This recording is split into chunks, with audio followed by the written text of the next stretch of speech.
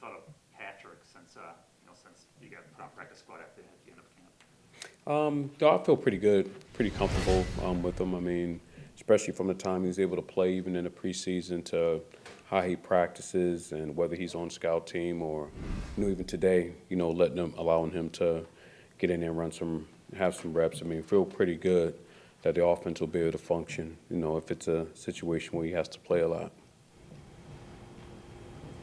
What did you guys do right against, I mean, it's 7 days ago now, but against Arizona, and what do you think that means going forward? What can you take out of that?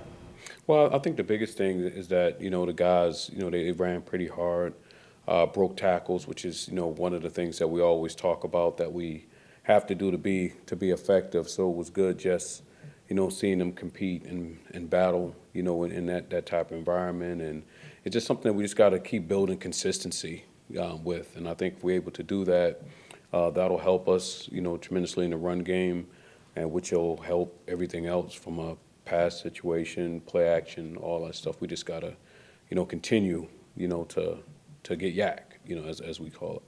You had some stern conversations with AJ after the fumbling issues, and what do you think of his ability to come back the way that he did on a short week and do what he did last week? Yeah, I mean, I think the biggest thing was more just making sure that his mind was right and playing with the right energy. I mean, he's just.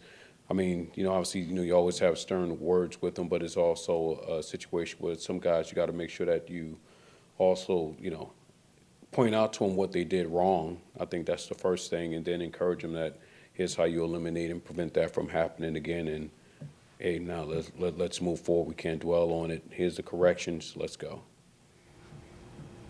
Ben, how tough was that with Kylan, seeing what happened, and what did you think of just what he did give you guys, though, in the the 6-7 months he had a chance to? Well, yeah, Kylan is a big loss because he's an explosive player. And although we didn't play him as much, but at least he gave you that security of hey, if something does happen.